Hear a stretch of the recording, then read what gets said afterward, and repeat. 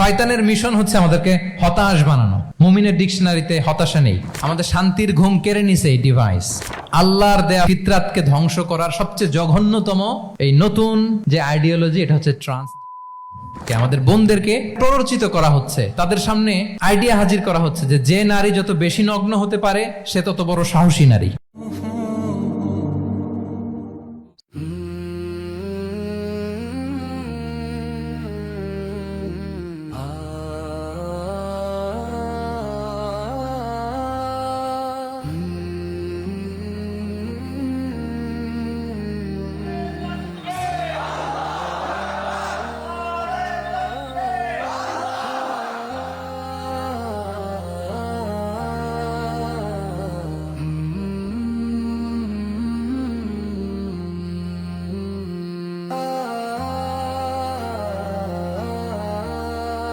আসসালামু আলাইকুম রহমতুল্লাহি ওয়া বারাকাতুহু। নাহমাদুহু ওয়া নুসাল্লি আলা রাসূলিহিল কারীম, আম্মা বা'দু, ফাআউযু বিল্লাহি মিনাশ শাইতানির রাজীম। বিসমিল্লাহির রহমানির রহিম। আল ইয়াওমা আকমালতু লাকুম দীনাকুম ওয়া আতমামতু আলাইকুম নি'মাতি ওয়া রাদিতু লাকুমুল ইসলাম দীনা। সাদাকাল্লাহুল আযীম। আপনারা খুব চমৎকার সেমিনারের একটা টপিক নির্ধারণ করেছেন যে আধুনিক যুগে ইসলামিক লাইফস্টাইল। শুরুতে আমি ইসলামিক লাইফস্টাইল বলতে আসলে কি বোঝায় এই আইডিয়াটাকে, কনসেপ্টটাকে ক্লিয়ার করে আমি আমার মূল আলোচনায় যাব ইনশাআল্লাহ বিইذনিল্লাহ। খুব সহজে যদি বলি, ইসলামিক লাইফস্টাইল হচ্ছে যে লাইফস্টাইল কোরআন সুন্নাহ থেকে উৎসারিত এবং যে লাইফস্টাইল হচ্ছে এন্ডোর্সড বাই ইসলাম, যে লাইফস্টাইল আমাদের প্রিয় নবী মুহাম্মদ রাসূলুল্লাহ সাল্লাল্লাহু আলাইহি ওয়া আলিহি ওয়াসাল্লাম তিনি নিজে লিড করে দেখিয়েছেন আমাদেরকে। এটাই হচ্ছে ইসলামিক লাইফস্টাইল। আই রিপিট, যে লাইফস্টাইল কোরআন সুন্নাহ থেকে উৎসারিত, যেই লাইফস্টাইলকে ইসলাম এন্ডোর্সড করে এবং যে লাইফস্টাইল আল্লাহ রাসূল সাল্লাল্লাহু আলাইহি ওয়া আলিহি ওয়াসাল্লাম আমাদেরকে তিনি লিড করে দেখিয়েছেন। এটা একটা কমপ্লিট প্যাকেজ, একটা হোলিস্টিক প্রজেক্ট। এখানে কাটছাট করার সুযোগ নেই, মানে পিক অ্যান্ড চুজ করার সুযোগ নেই। আমার পুরো জীবনটাকেই ইসলামে অনুশাসন দিয়ে যদি আমরা পরিচালিত করি, ইসলামের ছাঁচে যদি সাজাই, সেটা হবে ইসলামিক লাইফস্টাইল। এখানে পিক অ্যান্ড চুজের কোনো সুযোগ নাই। মানে মুসলিম হইলে পার্ট টাইম মুসলিম হওয়া যায় না, ফুল টাইম মুসলিম হইতে হয়। মানে জীবনের প্রতিটা অঙ্গনে ইসলামকে আমাদের প্র্যাকটিস করতে হবে, কারণ আমরা জানি ইসলাম মানে হচ্ছে কমপ্লিট সাবমিশন, হ্যাঁ, to the order of Allah, to the wish of Allah. কোনো যদি কিন্তু তবে ছাড়া আল্লাহর আদেশের সামনে নিজেকে উজাড় করে দেওয়ার নাম হচ্ছে ইসলাম। আই রিপিট, আমি আবারও বলছি, কোনো যদি কিন্তু তবে ছাড়া আল্লাহর অর্ডারের সামনে নিজেকে সঁপে দেওয়ার নাম কি? ইসলাম। সবাই বলুন তো, আল্লাহর আদেশের সামনে কোনো যদি কিন্তু তবে ছাড়া নিজেকে সাবমিট করা, এই সাবমিসিভ অ্যাটিটিউডের নাম কি? সবাই বলুন তো। তাহলে আপনি পিক অ্যান্ড চুজ করতে পারবেন না যে এটা আমার ভাল লাগে, এটা আমার সাথে যায়, সো আমি এটা নিলাম, এটা আমার সাথে যায় না, সো এটা থেকে আমি দূরে থাকলাম। তাইলে এটা ইসলামিক লাইফস্টাইল হলো না। এই কনসেপ্টটা কি ক্লিয়ার সবার কাছে? এটা একটা total package, it's a total project, it's a holistic program. আপনি আপনার সুবিধা মতো এখানে কাটছাট করতে পারবেন না, নিলে পুরোটাই নিতে হবে। তো আমরা অনেকে আবার কাটছাট করি নিজের মন মতো। তাদেরকে উদ্দেশ্য করে আল্লাহ তাআলা বলছেন, আফাতুমিনুনা বিবা'দিল কিতাবি ওয়া তাকফুরুনা বিবা'দ। তোমরা কি আল্লাহর কিতাবের কিছু অংশ মানো আর কিছু অংশ তোমরা অস্বীকার করো? এটা তোমাদের পলিসি? জেনে রেখো, ওয়ার্নিং দিচ্ছেন যে তোমাদের পলিসি যদি এইটা হয়, তাহলে এই দুনিয়াতে আছে তোমাদের জন্য লাঞ্ছনা, আর আখিরাতে তোমাদেরকে শাস্তির মুখোমুখি হতে হবে। তাহলে কাটছাট করার সুযোগ নেই। আমরা যেটা করি, নামাজ, রোজা, হজ, জাকাতের মতো এই যে আনুষ্ঠানিক ইবাদতগুলো, এগুলোতে আমরা ইসলামকে খুব মানি, ইসলামের অনুশাসন মানি। কিন্তু আমাদের ব্যক্তি জীবন, পারিবারিক জীবন, সামাজিক জীবন, আমার ডিলিংসগুলো, আমার ট্রেড, আমার বিজনেস, আমার ব্যবসা, আমার বিয়ে শাদী, আমার বিহেভিয়ার, এগুলোকে অনেক সময় আমরা ইসলামের অনুশাসন অনুযায়ী মানতে চাই না। এগুলোর ক্ষেত্রে আমরা অনেক সময় ইসলামের অনুগামী হই না। এইখানে একটা ঝামেলা রয়ে গেছে আমাদের। কিন্তু মূল কথা হচ্ছে, আপনি ইসলামকে মানলে দ্য টোটাল প্যাকেজ আপনাকে মানতে হবে। এখানে কাটছাট করার কোনো সুযোগ আছে বলেন তো? আওয়াজ করে বলেন, কোন কাটছাটের সুযোগ কি আছে? না, কারণ কমপ্লিট প্যাকেজ, কমপ্লিট প্যাকেজ। জীবনের প্রতিটি অঙ্গনকে ইসলামের অনুশাসন দিয়ে সাজানো, বা জীবনের প্রতিটি অঙ্গনে ইসলামকে অনুশীলন করার নামই হচ্ছে ইসলামিক লাইফস্টাইল। মূলত ইসলামই একটা lifestyle. Islam is not merely a set of beliefs and rituals, rather it's a lifestyle. ইসলাম নিজেই একটা lifestyle that emphasizes justice, spirituality, integrity and modesty. আপনি যদি নিতে চান আপনাকে পুরোটাই নিতে হবে, তাহলে কাটছাট করার সুযোগ নেই। এটা হচ্ছে প্রথম, the first and foremost reminder tonight, যে ইসলাম একটা টোটাল প্যাকেজ, একটা কমপ্লিট প্রোগ্রাম, একটা হোলিস্টিক প্রোগ্রাম। এখানে পিক অ্যান্ড চুজ করতে পারবো না আমরা। আপনি যদি আমাকে ইসলামী লাইফস্টাইলের উপরেই সেমিনারে কথা বলতে বলেন, I must say you have to take the entire package, পুরোটাই আপনাকে নিতে হবে। এই আইডিয়াটা ক্লিয়ার হয়েছে আমাদের সবার কাছে? সবার কাছে ক্লিয়ার তো? তাহলে পিক অ্যান্ড চুজ করবো নাকি? শুনি নাই সবার কাছ থেকে। পিক অ্যান্ড চুজ করা যাবে? কাটছাট করা যাবে? কিছু কিছু রুলস এন্ড রেগুলেশন আমার খুব ভালো লাগে, আমার জন্য খুব সুবিধা হয়, ওইটা নিলাম, বাকিগুলা কাটছাট করে দিলাম। তার মানে সহজভাবে পার্ট টাইম মুসলিম হওয়ার কোনো সুযোগ নেই, হলে ফুল টাইম হতে হবে। কাস্টমাইজড ইসলামের কোনো সুযোগ নেই, টোটাল প্যাকেজটাকে আমার অ্যাডাপ্ট করতে হবে। এটা হচ্ছে ইসলামিক লাইফস্টাইল। তো আজকের এই সেমিনারে আমি কিছু ট্রেটস বা the core values of Islamic lifestyle আপনাদের সাথে শেয়ার করবার চেষ্টা করব, যাতে করে ব্যাপারটা আরও ক্রিস্টাল ক্লিয়ার হয় যে আসলে what is Islamic lifestyle all about. আসলে এটা কি, কিভাবে এটা আমরা অ্যাডাপ্ট করব, কিভাবে এটার সাথে নিজেকে খাপ খাওয়াবো, কিভাবে এটা আমরা প্র্যাকটিস করব। তাহলে প্রাথমিক কথা অলরেডি ডান, যে কাটছাট আমরা করব না, পিক অ্যান্ড চুজ করব না, টোটাল প্রোগ্রামটাই আমরা নেওয়ার চেষ্টা করব। তো এখন আমরা কিছু কোর ভ্যালিউজের কথা বলবো, যেগুলো দিয়ে ইসলামিক লাইফস্টাইলের মূল ধরনটা আমাদের কাছে ক্লিয়ার হবে। ইসলামিক লাইফস্টাইলের কথা যদি আমাদেরকে বলতে হয়, প্রথম যেই ট্রেট, যে ক্যারেক্টারিস্টিক্স বা ভ্যালিউর কথা আমাকে বলতে হবে, সেটা হচ্ছে দ্য কনসেপ্ট অফ হালাল অ্যান্ড হারাম। ইফ দেয়ার ইজ নো হালাল অ্যান্ড হারাম, there is no Islamic lifestyle, for sure I am telling you. যদি হালাল হারাম না থাকে, এটা যদি আমরা মেনটেন না করি, এটা কোশ্চিনকালেও ইসলামিক লাইফস্টাইল হবে না। আপনাকে হারাম থেকে যোজন যোজন দূরে থাকতে হবে, আর হালাল দিয়ে জীবনটাকে সাজাতে হবে। কারণ যেখানেই হালাল সেখানেই বারাকা। আই রিপিট, আমি আবারও বলছি, যেখানেই হালাল সেটার মধ্যে কি? হারামে কোনো বারাকা আছে? হারামে আছে অস্থিরতা, সাময়িক উন্মাদনা, এর ভেতরে বারাকা নাই। হালালের ভেতরে আল্লাহ তাআলা বারাকা ঢুকিয়ে দিয়েছেন। আচ্ছা, আপনারা বলুন তো, গরুর গোশত খাওয়া এটা হালাল না হারাম? হালাল। কুকুরের গোশত খাওয়া হালাল না হারাম? আচ্ছা, গরু বছরে বাচ্চা দেয় কয়টা? গাভী? আচ্ছা, একটা। কুকুর দেয় কয়টা? কয়টা? 7টা, 8টা, 10টা? ফ্যামিলি প্ল্যানিং নাই তো? দেদারসে দিচ্ছে।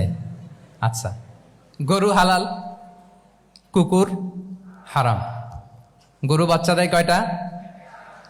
কুকুর দেদারসে দিচ্ছে।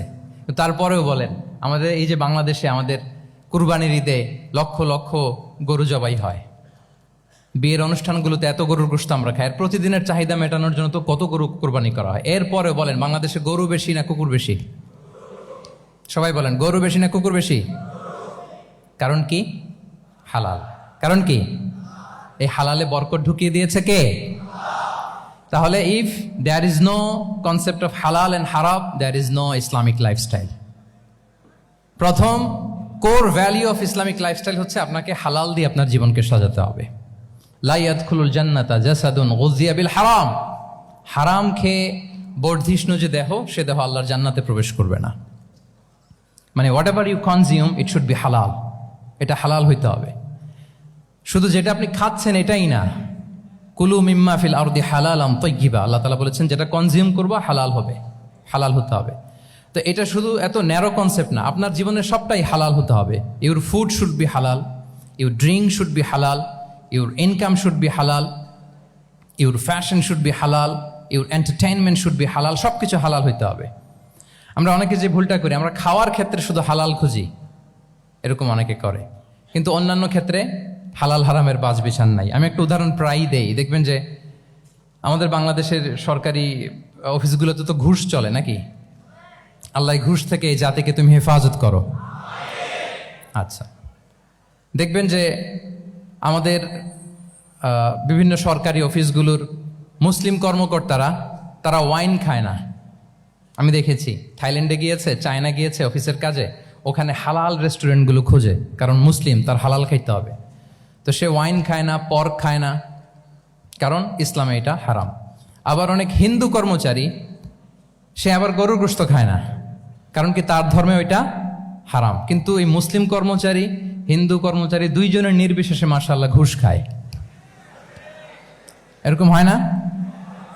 দেখেন, মুসলিম ওয়াইন খায় না, পর্ক খায় না, তার ধর্মে হারাম। আমার হিন্দু ভাই গরুর গোশত খায় না, এটা তার ধর্মে হারাম। কিন্তু ঘুষ আবার দুই ধর্মে হালাল নাকি? হ্যাঁ, হালাল না। তার মানে ওই যে pick and choose, you got the point, right? Pick and choose করেছে যে আমার ধর্মের এই এই নিয়ম আমি মানবো, কারণ এটা আমার জন্য খুব ফ্লেক্সিবল, এটা খুব ভালো লাগে। কিন্তু যেটা কঠিন হয়ে যাচ্ছে, যেটা তার বিরুদ্ধে দাঁড়াচ্ছে, ওইটা সে মানে না। তাহলে পিক এন্ড চুজ করার কোনো সুযোগ, আমরা আমাদের গোটা জীবনকে হালাল দিয়ে সাজাইতে হবে। তাহলে your lifestyle will be Islamic lifestyle. এই কথাটা কি বুঝতে পেরেছেন? তাহলে ইউর ফুড শুড বি হালাল, ইউর ড্রিঙ্ক শুড বি হালাল, ইউর ফ্যাশন শুড বি হালাল, ইউর ইনকাম শুড বি হালাল, ইউর এন্টারটেনমেন্ট শুড বি হালাল, even your relationship should be হালাল। ব্যাপার কি? এটার এত আওয়াজ বেড়ে গেল।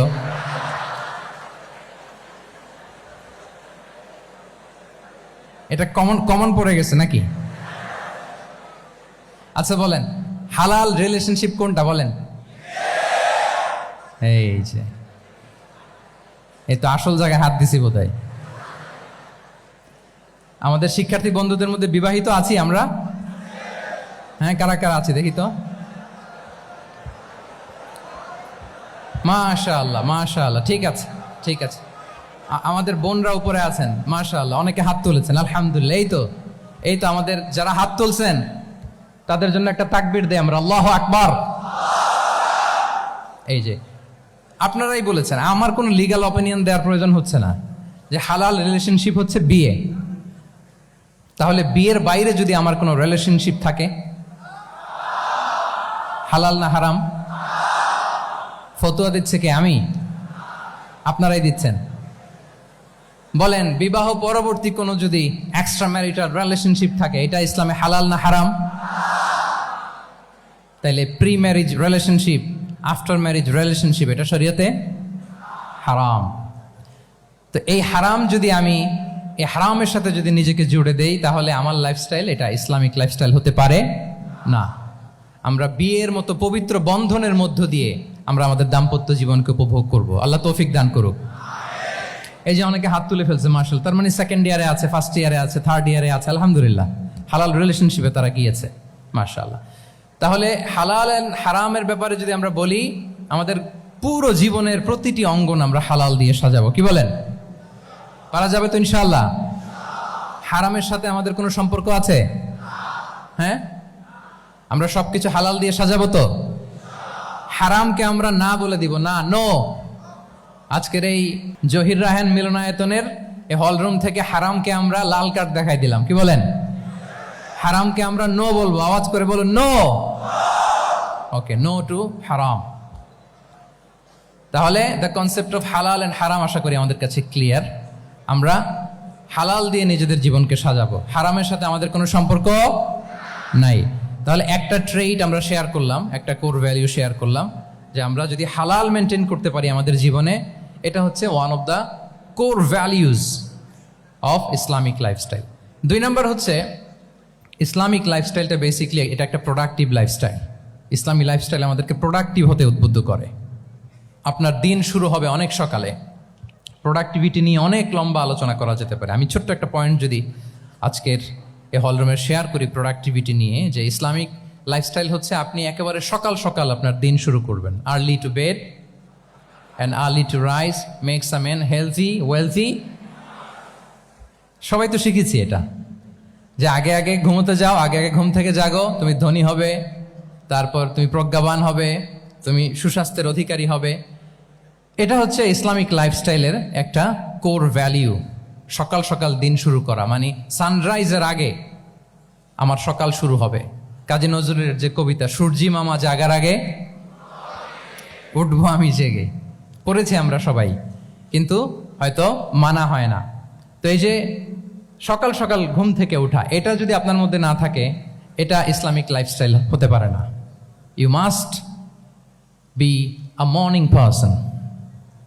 সকাল সকাল উঠতে হবে। আপনার সময় এমনভাবে মেনটেন করবেন আপনি যে সকাল সকাল ফজরের পর থেকে আপনি অ্যাক্টিভ। তার মানে you have to wake up early, you have to sleep early. একজন মর্নিং পারসন যদি না হন, এটা ইসলামিক লাইফস্টাইল হবে না। এর কারণ আল্লাহ রাসূল সাল্লাল্লাহু আলাইহি ওয়া আলিহি ওয়াসাল্লাম আমাদেরকে সকালে জেগে থাকার ব্যাপারে ইন্সপায়ার করেছেন এবং তিনি দোয়া করেছেন এই উম্মার জন্য স্পেশালি, যে এই সময়টা এটা ফুল অফ বারাকা, ফুল অফ ব্লেসিংস। তিনি দোয়া করেছেন আল্লাহুম্মা বারিক লি উম্মতি ফি বুকুরিহা। আল্লাহ এই উম্মতের বুকুরটা মানে সকালের সময়টা, লেটস সে সানরাইজের পরে 3-4 ঘন্টা, এই সময়টাকে আল্লাহ আপনি বরকত দিয়ে ভরে দেন। এই সময়টাতে ঘুমানো যাবে না, এটা হচ্ছে বরকতের সময়। এবং আল্লাহ রাসূল সাল্লাল্লাহু আলাইহি সাল্লাম যদি কোনো সামরিক অভিযান প্রেরণ করতেন, এই টাইমে প্রেরণ করতেন, এই বুকুরের টাইমে। এবং সাহাবারা তাদের কোনো ট্রেড ক্যারাভান, ব্যবসায়িক কাফেলা যখন সেন্ড করতেন, এই টাইমটাতে সেন্ড করতেন, কারণ এই টাইমটাতে বারাকা। তো এখন নিজের সাথে মিলিয়ে নেন যে এই টাইমটাতে আমরা কি করি। আমি জানি না আপনাদের কি অভ্যাস।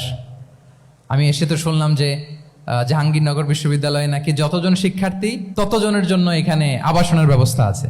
বাংলাদেশের কোনো ইউনিভার্সিটিতে নাকি এটা নাই। আলহামদুলিল্লাহ, অসাধারণ প্রিভিলেজ, এখানে অনেক সুন্দর সুযোগ। তো এখন বলেন আপনাদের সকালের রুটিন কি বলেন? ঘুমিয়ে থাকেন না জেগে থাকেন? হ্যাঁ, আচ্ছা, ফজরের পরে আমরা ঘুমাই কারা কারা দেখি? সর্বনাশ। আচ্ছা ঠিক আছে, হাত নামান। আচ্ছা, ফজরের পরে আমরা একটু এক্সারসাইজ করি, পড়াশোনা করতে বসি কারা কারা? মাশাআল্লাহ, আছে কিছু, ঠিক আছে, হাত নামান। এবার 2 বারের 1 বারও যারা হাত তোলেননি তারা হাত তোলেন। আপনারা কি করেন? এইটা এটা হ্যাঁ, ডিভাইস। তো সম্মানিত সুধী মণ্ডলী, আল্লাহুম্মা বারিক লি উম্মতি ফি বুকুরিহা। আপনারা আমাকে এনেছেন ইসলামিক লাইফস্টাইল নিয়ে বলতে, তো আমাকে বলতেই হবে ফজরের পরে ঘুমানো চলবে। প্রথমে আমরা হারামকে না বলে দিলাম, এবার আমরা না করে দিব কোনটাকে? হ্যাঁ, ফজরের পরে আজকে থেকে কোনো ঘুম চলবে। আমি এখানে জবরদস্তি করব না, শুধু আপনাদের সামনে আমি প্রেজেন্ট করছি। যদি সেমিনারের যে টপিক নিয়ে আপনারা শুনতে এসেছেন, এটা যদি আপনি অ্যাডাপ্ট করতে চান, অনুশীলন করতে চান, হ্যাঁ, ফজরের পরে আজকে থেকে কোনো ঘুম চলবে। এই সময়টাতে অনেক বারাকা আছে। তো কি করতে হবে? এটার জন্য আগে আগে ঘুমোতে হবে। কি বলেন? অনেকে ফজরের এই বরকতময় সময়টা তারা ঘুমাতে ঘুমাতে মিস করে। এর কারণ দেরিতে ঘুমোতে যাওয়া। আগে আগে ঘুমানোর অভ্যাস করতে হবে।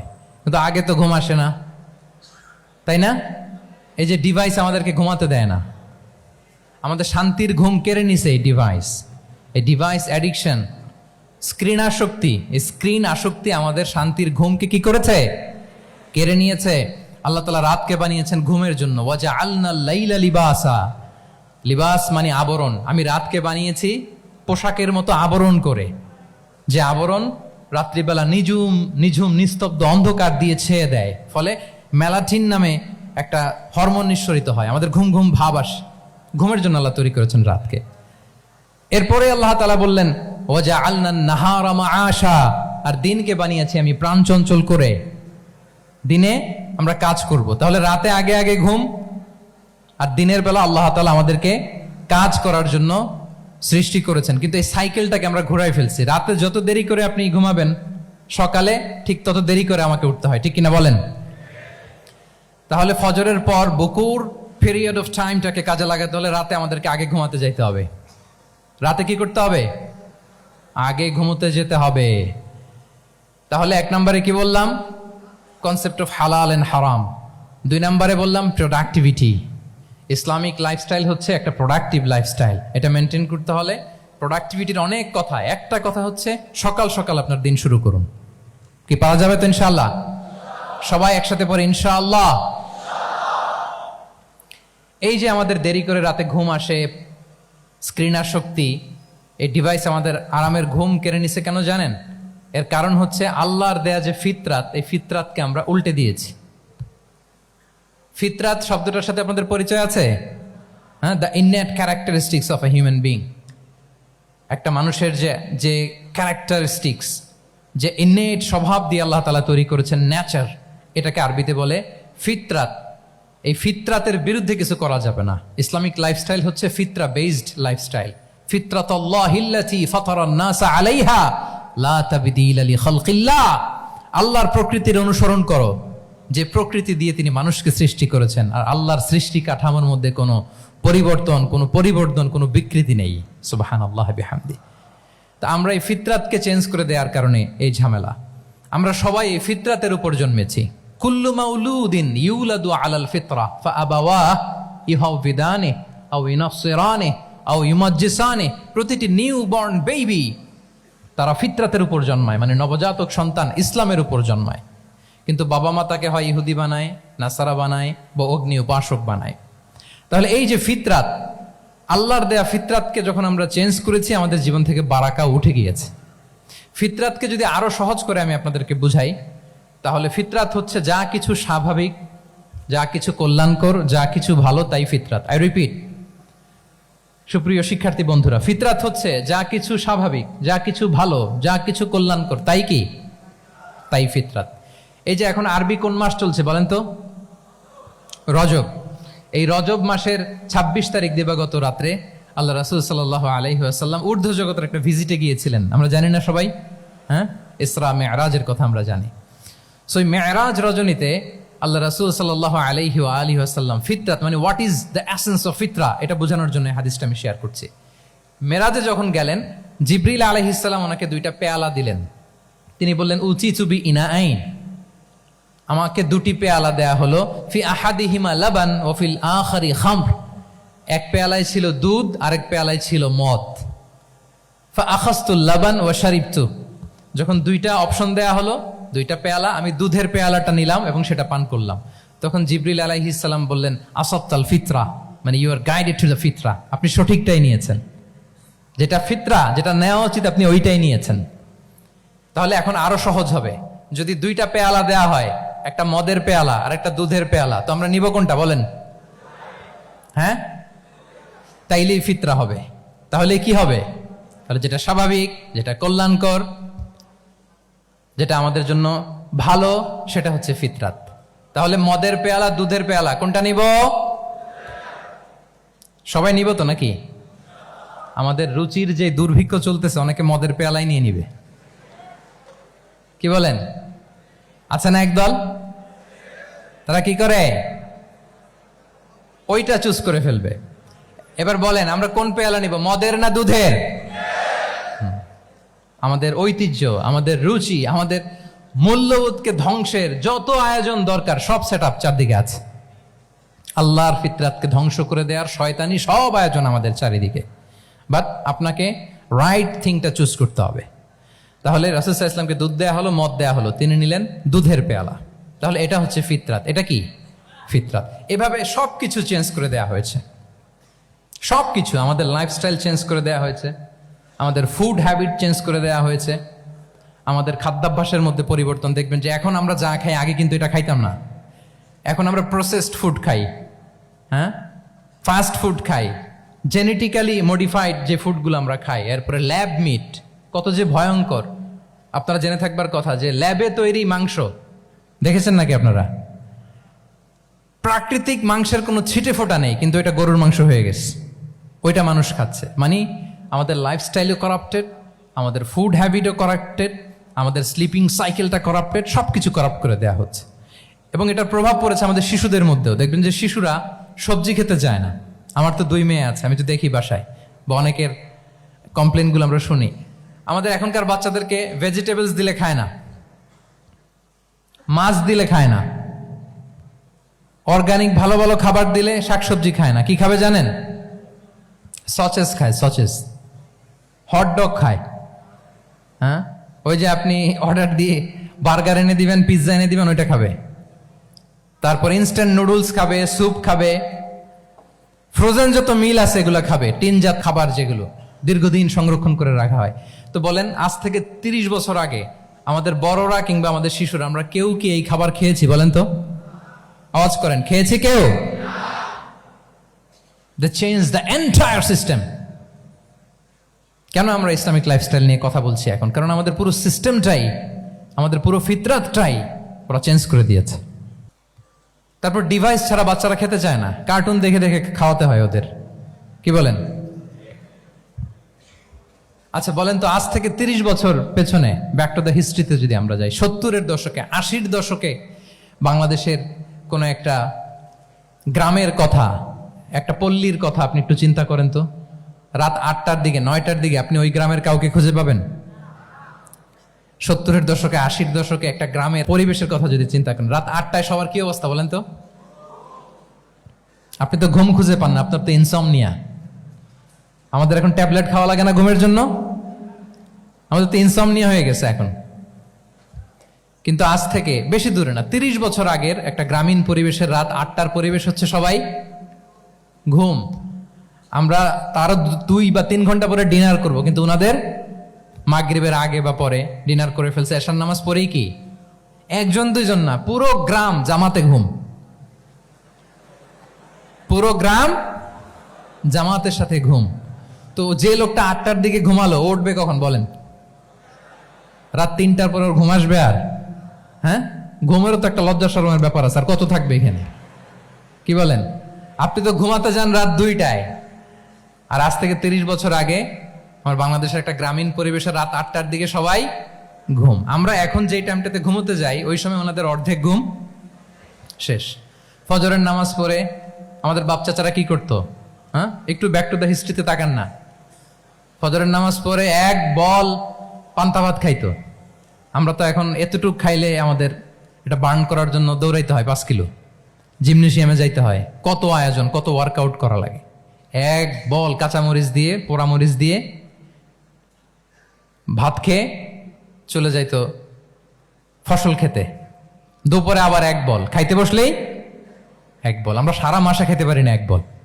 আচ্ছা, কি খেত? খাওয়ার আইটেমটা দেখেন তো, কোনো ফরমালিন আছে? কথা বলেন। কোনো মেডিসিন ছিল না, একেবারে ফ্রেশ, হ্যাঁ, পিওর অর্গানিক। নিজেদের মাঠ থেকে আনা যে ধান, ঢেকি ছাটার ধান দিয়ে ভাত খেত। বাড়ির পুকুরের মাছ, কোনো ফরমালিন নাই। নিজের চাষ করা সবজি খেত, গোয়ালের দুধ খেত। আমরা অনেকে মনে করি যে আমাদের এই যে সায়েন্স অ্যান্ড টেকনোলজিক্যাল অ্যাডভান্সমেন্টের যুগে আমরা বোধহয় খুব সুখে আছি, আমাদের দাদা পরদাদারা বোধহয় এত সুখ করে যায় নাই। ওনারা যে সুখ করে গেছে তা আমরা চোখেও দেখি নাই।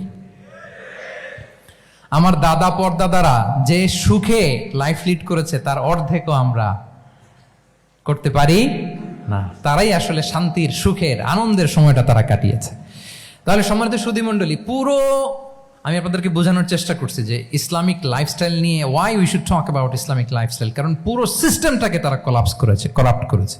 ওদের ফুড হ্যাবিট, ওদের লাইফস্টাইল, ওদের স্লিপিং স্টাইল সব চেঞ্জ করেছে। তো এই জন্য আল্লাহর দেয়া ফিতরাতকে যেন আমরা প্রিজার্ভ করি, আমরা সচেতন হই। এখনই যদি সচেতন না হই, ডিজাস্টার আমাদের জন্য অপেক্ষা করছে। Just wait and see. তাহলে ইসলামিক লাইফস্টাইল হচ্ছে একটা ফিতরা বেসড লাইফস্টাইল। এই ফিতরাকে আমাদেরকে প্রিজার্ভ করতে হবে। তাহলে 3টা পয়েন্ট বলে ফেলছি অলরেডি, যদি আপনাদের মনে থাকে। প্রথমে কি বলেছিলাম? হালাল, হালাল দিয়ে জীবন সাজাবো। 2 নম্বরে প্রোডাক্টিভিটির জন্য কি করব? রাতে দেরি করে ঘুমাবো, তাহলে আগে আগে ঘুমাবো, ফলে আগে আগে ঘুম থেকে জেগে কাজ শুরু করব। 3 নম্বরে ফিতরা, মানে আল্লাহর দেয়া প্রাকৃতিক যে নিয়ম, মানে আলোর সাথে সাথে আমার জীবন শুরু, আলো নাই আমিও ঘুমায় পড়বো। কি বলেন? আপনি উন্নত দেশে তো তাই হয়। জাপানে আমি কয়েকবার গিয়েছি, আগে আগে ঘুমায় পড়ে।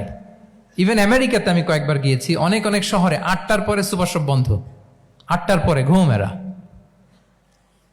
আমরা হাঁটছি কোন দিকে? আমরা একটু নিজেদেরকে প্রশ্ন করি।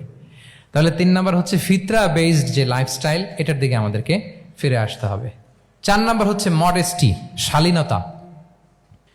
One of the core values of Islamic lifestyle. এই শালীনতা আমরা হারাতে বসেছি।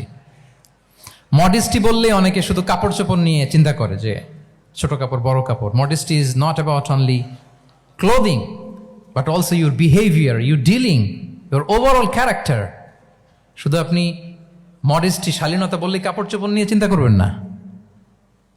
এটা আপনার মডেস্টি ইন ইউর স্পিচ, আপনার কথার মধ্যেও শব্দ চয়নে মডেস্টি থাকতে হবে, আপনার বিহেভিয়ারে মডেস্টি থাকতে হবে, আপনার ডিলিংসে মডেস্টি থাকতে হবে। এই শালীনতা আমরা হারাচ্ছি। তার বিপরীতে আমাদের সমাজে অশ্লীলতার প্রসার হচ্ছে, লাজুকতা হারিয়ে যাচ্ছে। লাজুকতা, লজ্জা শরম থাকা, এটা যে কত বড় নেয়ামা, যেই জাতি একবার এটা হারিয়ে ফেলে আর কোনো কিছু দিয়ে জোড়াতালি দিয়ে এটা তারা রিভাইভ করতে পারে না। এই যে ওয়েস্ট তো এখন যা যা আমাদেরকে শিখাইছে, যেটাকে আমরা স্ট্যান্ডার্ড মনে করি, আবার তারা ফিরতেছে। এই যে ডিভাইসের কথা বলছি না, আপনি অস্ট্রেলিয়ার খোঁজ খবর নেন, যারা খোঁজ নিয়েছেন তারা জানেন আন্ডার 16 কোনো বাচ্চা সোশ্যাল মিডিয়া ইউজ করতে পারে না অস্ট্রেলিয়াতে। 1 মাস অ্যাপ্লাই করে, কান্ট্রি ওয়াইড অ্যাপ্লাই করে দেখায় ফেলছে। Facebook, including Facebook, WhatsApp, Twitter, TikTok, 10টা অ্যাপস যেগুলো বাচ্চাদের মধ্যে এডিকশন নিয়ে আসে, এগুলো সব বন্ধ। জানেন এই নিউজটা? জানেন? মানে ফিরতেছে, উল্টা ফিরতেছে। এই যে শালীনতার কথা আমরা বলি, এটা হারাচ্ছে।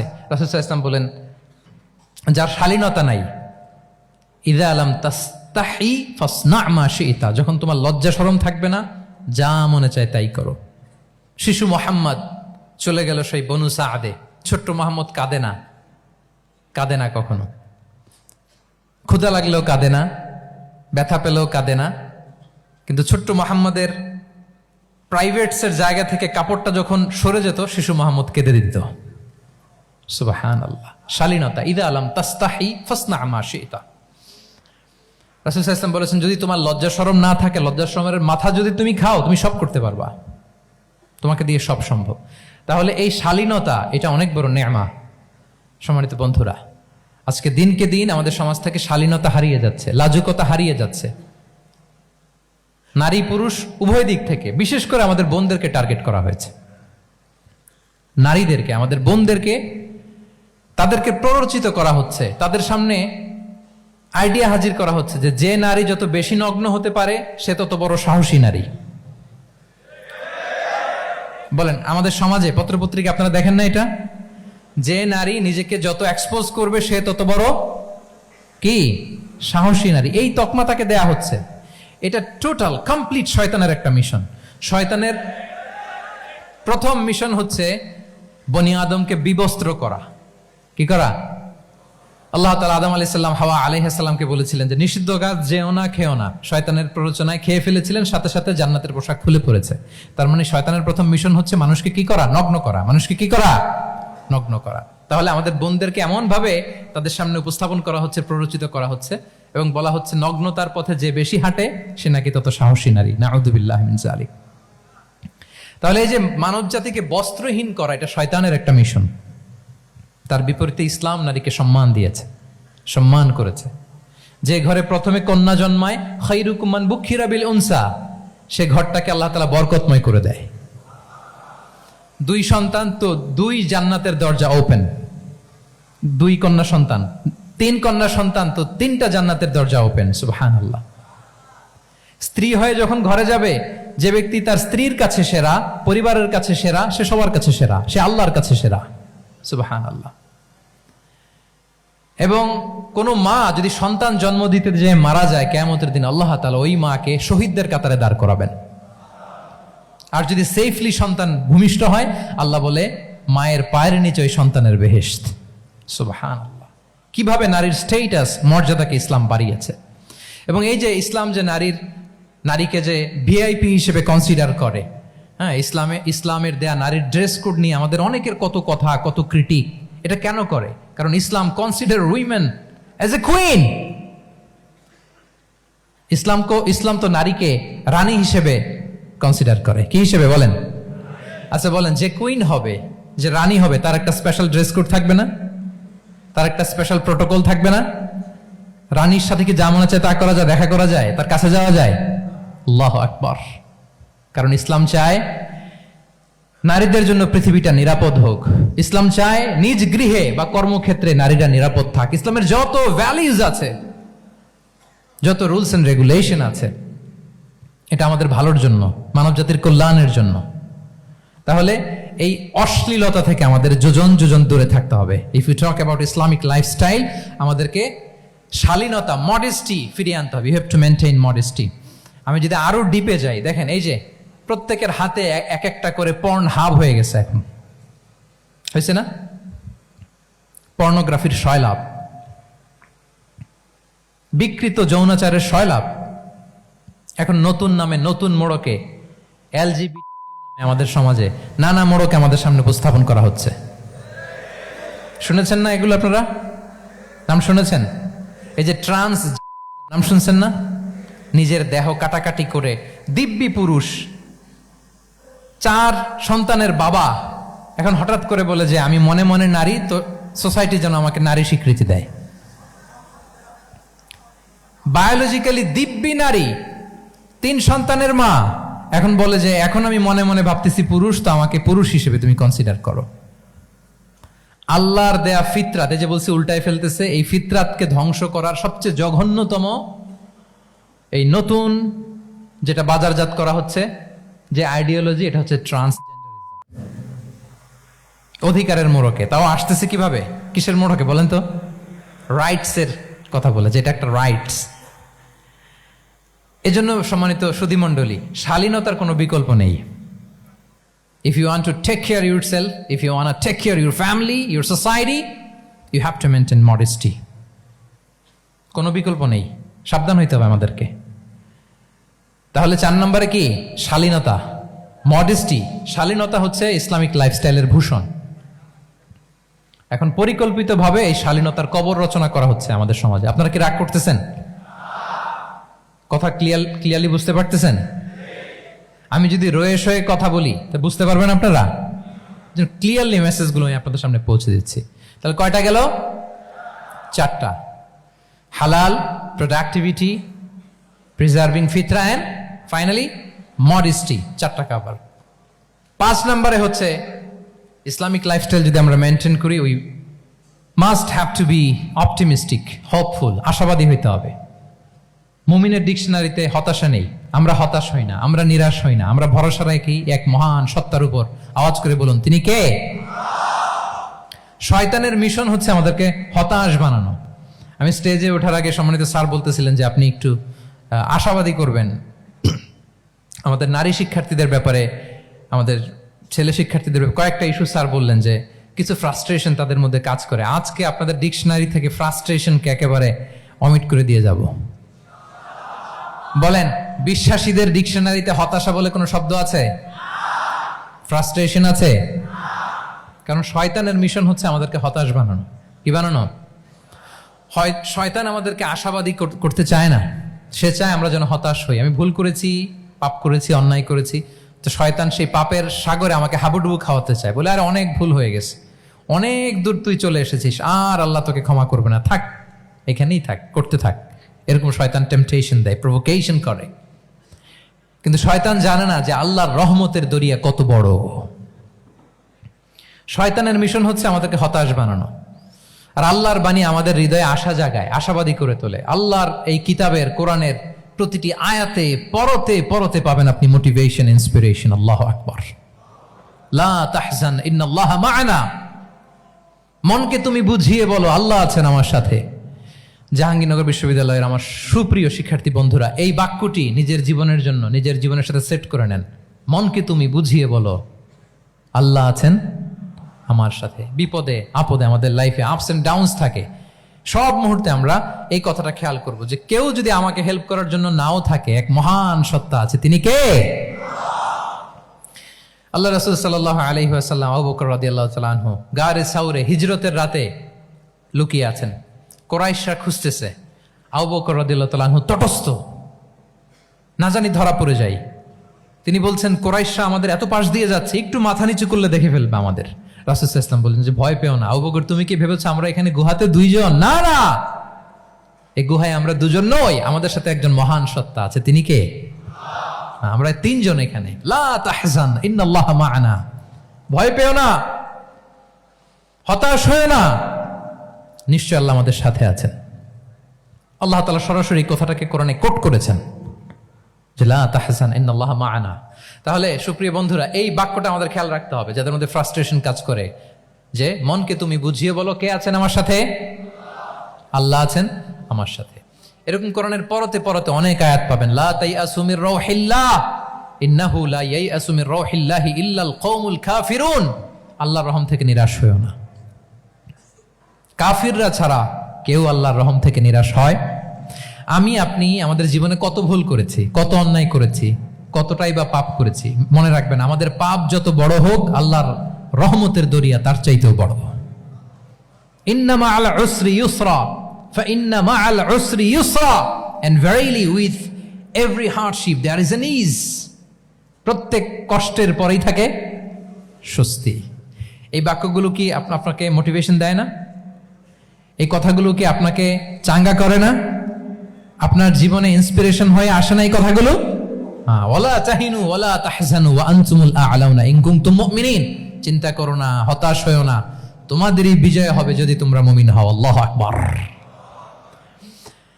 তাহলে আপস এন্ড ডাউনস থাকবে, এবং মুমিন জীবনে তো হতাশা থাকবেই না। কারণ আমার জীবনে যদি কোনো কষ্টের ঘটনা ঘটে, এটার জন্য আমি রিওয়ার্ড পাবো। আমি যদি অসুস্থ হই, আমার প্রত্যেক অসুস্থতার কারণে আমার পাপ মোচন হয়। সুবহানাল্লাহ পড়েন। আপনার জ্বর হয়েছে, এই জ্বরের কারণে আল্লাহ আপনার গুনাহ মাফ করবেন। আপনি ব্যথা পেয়েছেন, অসুস্থ হয়েছেন, আল্লাহ তাআলা গুনাহ মাফ করে দিবে। তাহলে হতাশার কোনো সুযোগ আছে বলেন?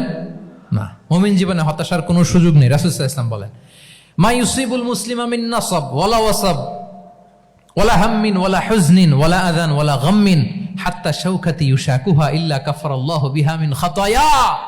মুমিন জীবনে যত ব্যথা, কষ্ট, দুঃখ, এমনকি ফল পাড়তে যে গাছের কাটার খোঁচা যদি খান, রাসূল সাল্লাল্লাহু আলাইহি ওয়াসাল্লাম বলেন ওই খোঁচার ব্যথার কারণে আল্লাহ তোমার গুনাহ মাফ করে দেয়। কেউ অসুস্থ হয়ে রাসূল সাল্লাল্লাহু আলাইহি ওয়াসাল্লামের কাছে আসলে রাসূল সাল্লাল্লাহু আলাইহি ওয়াসাল্লাম কি বলতেন জানেন? কেউ জানেন? লা বাস আলাইক তুহুরুন ইনশাআল্লাহ। তিনি বলতেন, আরে don't worry about it, it will cleanse up your scenes. ভয় পেও না, আরে এই অসুস্থতা, এটার কারণে আল্লাহ তোমার গুনাহ মাফ করে দিবে। সুবহানাল্লাহ। তাহলে অসুস্থ ব্যক্তি আর উজ্জীবিত হতো না? রাসূল সাল্লাল্লাহু আলাইহি ওয়াসাল্লাম অসুস্থ ব্যক্তিকে দেখলেই মাথায় হাত বুলিয়ে দিতেন, দোয়া করতেন, আল্লাহুম্মা রাব্বান নাস আযহিবিল বাস ইশফি আনতা শাফি, দোয়া করে দিতেন। আর বলতেন, আরে ভয় পেও না, এই অসুস্থতা তোমার গুনাহ মাফ করে দিচ্ছে। তাহলে অসুস্থতার মধ্যেও তারা উজ্জীবিত হতো। আমরা মানুষকে আশাবাদী করব, ভয় দেখাবো না। অসুস্থ মানুষকে ভিজিট করতে গেলে আপনারা কি করেন? ভয় দেখান নাকি?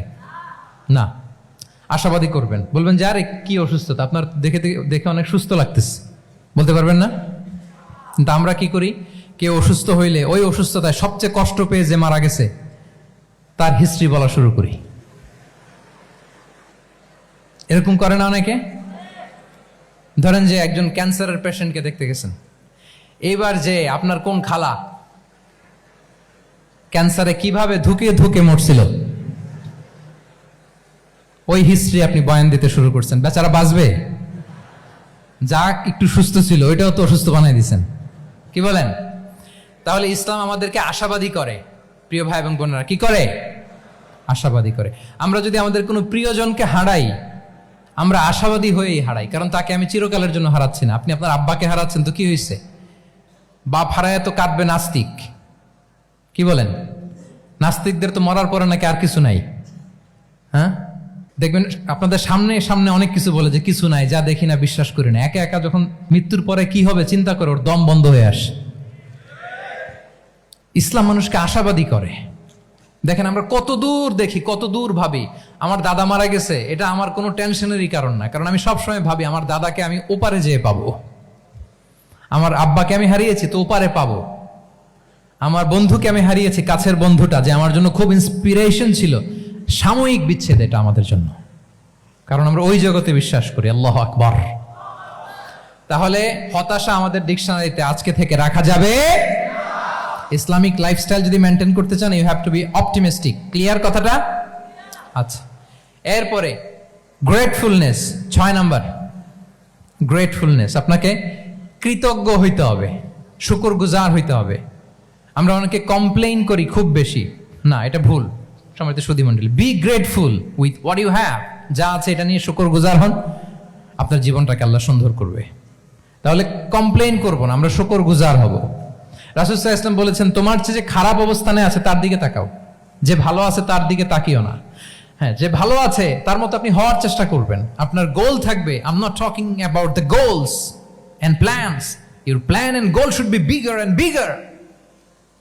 বাট আপনি ও খুব ধনী, ও খুব ভালো আছে, এটা দেখে কষ্ট পাবেন না, কারণ আপনি খেয়াল করেন যে আপনার চেয়ে অনেক খারাপ অবস্থানে আছে অনেকে, ওর দিকে তাকালে দেখবেন যে আপনার আর খারাপ লাগতেছে না।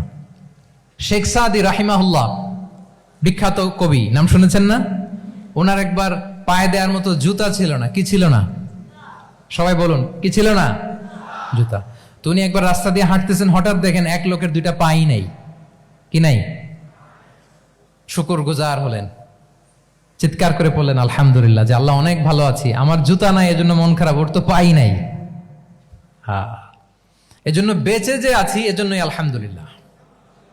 লা ইন শাকারতুম লা আযীদান্নাকুম ওয়া লা ইন কাফারতুম ইন্না আযাবি লাশাদীদ। আল্লাহ বলেন, যদি শুকরিয়া করো, শুকরগুজার হও, আমি আল্লাহ নিয়ামত বাড়িয়ে দেব। যদি নাশুকরি করো, জেনে রাখো আমার শাস্তি কঠিন। তাহলে বেঁচে যে আছি এজন্যই কি পড়া উচিত? জাহাঙ্গীরনগর বিশ্ববিদ্যালয়, আওয়াজ করেন, বেঁচে যে আছি এজন্য কি পড়বো? আপনি যে অবস্থানে থেকে খুশি না, ভাল লাগে না আপনার, যে হায় রে আমি তো লুজার, আমার কিচ্ছু নাই, আপনার এই অবস্থানে পৌঁছাটা অনেকের জন্য স্বপ্ন। মানে যেটা পেয়ে আপনি হ্যাপি না, অতটুকু হইতে পারাটা অনেকের কি স্বপ্ন। আপনাকে যদি জিজ্ঞেস করি, ভাই কি চান, কি লাগবে বলেন, কি চান? তা আপনি বলবেন যে শেখ আমি ধনী হইতে চাই, আমার একটা ব্রাইট ক্যারিয়ার চাই, আমি টাকা চাই, আমি খ্যাতি চাই, আমি ক্ষমতা চাই, এটা চাই। কত যে চাওয়ার ফিরিস্তি আমাদের। আপনি একটু একটা ক্যান্সার হসপিটালে জানতো, ক্যান্সারের 3rd স্টেজে চলে আসছে, ধুকে ধুকে লাস্ট স্টেজে চলে আসছে। আপনার তো অনেক কিছু চাই, আপনি ওকে একটু জিজ্ঞেস করেন যে ভাই আপনি কি চান? ও টাকা চায় না? ক্যান্সারের রোগী টাকা চাবে? খ্যাতি চাবে? ব্রাইট ক্যারিয়ার চায়? সে কি চায় বলেন তো একটু? সে একটু বাঁচতে চায়। যে ভাই তুমি কি চাও? বলবে আমি কিছু চাই না, একটু বাঁচতে চাই। বার্ন ইউনিটে যদি কখনো যাওয়ার সুযোগ হয়, দেখবেন যে চিৎকার করে তারা, এত কষ্ট, এই দহনের কারণে এত কষ্ট, তারা চিৎকার করতে থাকে হসপিটালকে কাঁপিয়ে। আপনি ওকে একটু জিজ্ঞেস করবেন, ভাই কি চাও? বলেন তোর চাওয়াটা কি? ও শুধু বাঁচতে চায়, কিন্তু ওই বেঁচে থাকা নিয়ে তো আমাদের কোনো ফিলিংসই নাই। আমরা যে বেঁচে আছি এটা যে শুকরগুজার হওয়ার অনেক বড় একটা কারণ, আমরা এরকম করে ভাবিই না। এজন্য সুপ্রিয় সুধী মণ্ডলী, আমরা যে বেঁচে আছি এজন্য আলহামদুলিল্লাহ। শুধু বেঁচে থাকার কারণে আমরা কি পড়বো? তাহলে গ্রেটফুলনেস, আপনি যদি ইসলামিক লাইফস্টাইলে নিজেকে অভ্যস্ত করতে চান, আপনার যেমনি অপটিমিস্টিক হইতে হবে, এট দ্য সেম টাইম আপনাকে কি হইতে হবে? গ্রেটফুল হইতে হবে। 7 নম্বরে তাওয়াক্কুল। Put your trust on Allah, because only He can help you, only He can protect you. And when you put your trust on Allah, you are in a divine shield. আপনি যখন আল্লাহর উপর নিজেকে ন্যস্ত করেন, আপনি একটা ডিভাইন, একটা প্রোটেকশনের ভেতরে থাকেন। বিশ্বাসীরা কি করে? আল্লাহর উপর ভরসা করে। কি করে? কার উপর? তদবিরের উপর, লবিং এর উপর, মামা চাচা? তাহলে আল্লাহর উপর ভরসা হবে। কার উপর? ফাইদা আযামতা ফাতাওয়াক্কাল আলাল্লাহ, আল্লাহর উপর ভরসা করব। এমনকি ঘর থেকে বের হওয়ার সময় রাসূল সাল্লাল্লাহু আলাইহি ওয়াসাল্লাম আমাদেরকে বলেছেন আল্লাহর উপর তাওয়াক্কুল করো। আমরা কি দোয়া পড়ি বলেন তো ঘর থেকে বের হয়ে? বিসমিল্লাহি তাওয়াক্কালতু আলাল্লাহ। এই তাওয়াক্কুল নিয়ে আমাদের অনেক মিসকনসেপশন আছে। আমাদের মধ্যে একটা প্রবণতা আছে, অনেকে বলে যে যা হবে হবে, আল্লাহ ভরসা। বলে যে যা হবে হবে, কি ভরসা? কথা বলতে হবে তো আমার সাথে। আপনার কি বোরিং হচ্ছেন? ওরে আল্লাহ, অনেক রাত হয়ে গেছে, তো শেষ করে দেই তাহলে। আর কয়েক মিনিটের মধ্যে শেষ করবো ইনশাআল্লাহ। তাহলে অনেকের মধ্যে একটা প্রবণতা আছে, তারা বলে যে যা হয়েছে হয়েছে, কি ভরসা? যা করে আল্লাহ, আল্লাহ ভরসা। এটা it's not the concept of তাওয়াক্কুল। এটা তাওয়াক্কুল নয়। ইসলামে তাওয়াক্কুল is always at the second step. The first step is your effort. প্রথমে আপনি চেষ্টা করবেন, এরপরে আপনি আল্লাহর উপর তাওয়াক্কুল করুন। কিছু না করে যদি বলেন আমি আল্লাহ ভরসা, এটা আল্লাহ ভরসা হয়েছে? এটা আপনার মন গড়া একটা কথা হয়েছে, কিন্তু এটা তাওয়াক্কুল হয়? আমাদের অনেকে অলসতা, অকর্মণ্যতা, অপারগতা, হীনমন্যতা, এগুলোর তাওয়াক্কুল বানায় ফেলাইছে। হাত গুটায় বসে থাকবে, কাজ করবে না, অলস, আর বলে কি আল্লাহ ভরসা। রিজিকের মালিক আল্লাহ, কিছু করবে না আর বলে আল্লাহ ভরসা। প্রিয় ভাইরা, রাসূল সাল্লাল্লাহু আলাইহি ওয়াসাল্লাম তিনি অলসতা, অকর্মণ্যতা, হীনমন্যতা, কাপুরুষতা, ভীরুতা এগুলো থেকে আল্লাহর কাছে পানাহ চেয়েছেন। নিজের সাধ্যের সবটুকুন তিনি করেছেন, তারপরে আল্লাহ ভরসা করেছেন। এবং পাখিকে ইসলামে তাওয়াক্কুলের মডেল বানানো হয়েছে। রাসূল সাল্লাল্লাহু আলাইহি ওয়াসাল্লাম বলেন, লাউ আন্নাকুম তাতাওয়াক্কালুনা আলাল্লাহি হাক্কা তাওয়াক্কুলিহি লা রাযাকাকুম কামা ইয়ারযুকুত তুয়ুর তাগদু খিমাসান ওয়া তারুহু বিতানান। মানে তোমরা যদি পাখির মতো তাওয়াক্কুল করো, তাহলে পাখিকে আল্লাহ যেমন রিজিক দেয় তোমাদেরকেও রিজিক দিবে। পাখি কি করে বলেন তো? প্রতিদিন সকালবেলায় ওর ঘরের ভিতরে বসে বলে যে আল্লাহ ভরসা, বলে বরঞ্চ কি করে সে সকাল সকাল কিচির মিচির রবে দিক দিগন্ত মাতিয়ে সে বের হয়ে যায়, সারাদিন ঘুরতে থাকে। তাহলে খালি পেটে সকালবেলায় পাখিগুলো বের হয়ে যায়, আকাশে বাতাসে ছুটে বেড়ায়, আর বিকেল বেলায় ওদর পূর্তি করে প্রতিটা পাখিকে তার নিড়ে ফিরিয়ে দেয় কে? আপনারা তো বোঝা অনেক সহজ। আপনাদের জাহাঙ্গীরনগর এটা তো নাকি পাখিদের অভয়ারণ্য শুনলাম, আমি কখনো আসা হয়নি, আমার দিনের বেলা আসা দরকার ছিল, তাহলে আপনাদের ক্যাম্পাস বিউটি আমি দেখতে পেতাম। তো পাখি কিন্তু বসে থাকে না, সকালে কি করে? খালি পেটে পাখিগুলো বেরিয়ে যায়, ওরা ওদের রোল প্লে করে, চেষ্টা করে, এরপরে বিকেলবেলা ওদর পূর্তি করে তাদেরকে নিড়ে ফিরিয়ে দেয় কে? তাহলে পাখিকে তাওয়াক্কুলের মডেল বানানো হয়েছে। আপনি হাত গুটিয়ে বসে থেকে বললেন আল্লাহ ভরসা, এটা হয়েছে না।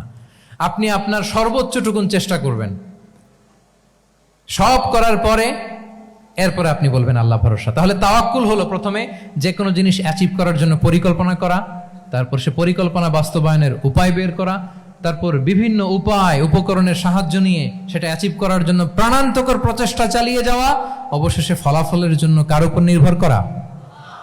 দিস ইজ কল্ড তাওয়াক্কুল। এখন আমি কিছুই করলাম না, বললাম যে যা করে আল্লাহ, তাওয়াক্কুল হয়েছে তো না? আমাদের সমাজে দুইটা ধারণা। কেউ কেউ বলে আরে আমি তো সব করব, তাওয়াক্কুলের দরকার কি? Absolutely wrong. আবার অনেকে মনে করে আল্লাহই সব করে দিবে, এটাও absolutely wrong. The concept of Islam is in between this two extreme lines. এই দুইটার মাঝখানে হচ্ছে তাওয়াক্কুল।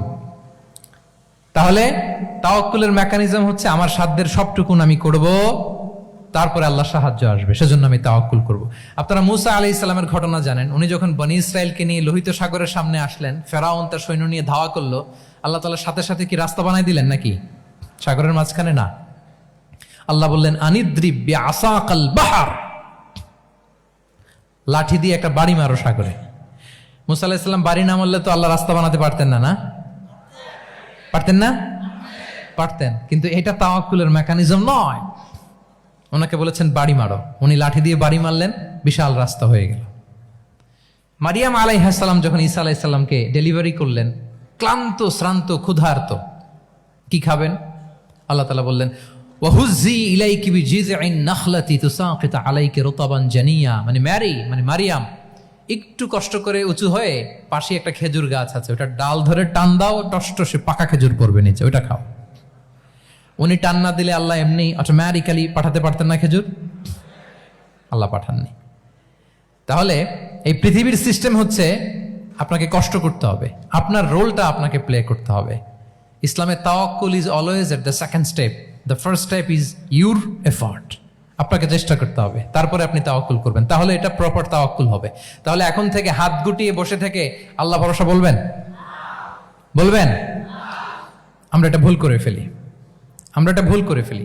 রাসূল সাল্লাল্লাহু আলাইহি ওয়াসাল্লাম, ওনার কাছে আল্লাহর সাহায্য আসতো, জিবরিল আলাইহিস সালাম আসতো, তারপরেও কখনো তিনি নিজের ভাগ্য আল্লাহর হাতে ছেড়ে দিতেন না। আমাদের মতো যা করে আল্লাহ ভরসা বলে কখনো নিজের ভাগ্য আল্লাহর হাতে ছেড়ে দিতেন, বরং নিজের সাধ্যের সবটুকুন দিয়ে তিনি চেষ্টা করতেন। তারপর তিনি ভরসা করতেন কার উপর? আপনি হিজরতের ঘটনাটা দেখেন।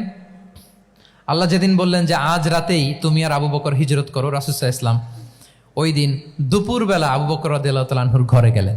তিনি কখনো দুপুরবেলা বেরোন না, তিনি কখনো মাস্ক পরে বেরোতেন না। সেদিন তিনি মাস্ক পরে বেরোলেন, খারাজা মুতাকান্নিয়ান, মুখ ঢেকে বেরোলেন। আবু বকর রাদিয়াল্লাহু তাআলা আনহুর ঘরে যেয়ে বলেন, আবু বকর আখরিজ মান ফিল বাইত, ঘরে যারা আছে বের করে দাও, প্রাইভেট আলাপ আছে। আবু বকর রাদিয়াল্লাহু তাআলা আনহু বললেন, ইয়া রাসূলুল্লাহ, আসমা আর আয়েশা একজন তো আপনার পরিবার আর একজন তার বোন, আমরাই তো, বলেন। রাসূল সাল্লাল্লাহু আলাইহি ওয়াসাল্লাম আশ্বস্ত হলেন, বললেন যে আজ রাতেই আমরা হিজরত করব, আজ রাতেই। মক্কা থেকে মদিনা হচ্ছে উত্তর দিকে, কোন দিকে? আপার নর্থ।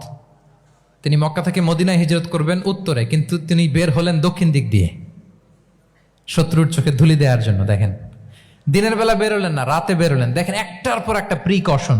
দুপুরে বেরোলেন, চেহারা ঢেকে বেরোলেন, প্রাইভেসি মেনটেন করলেন।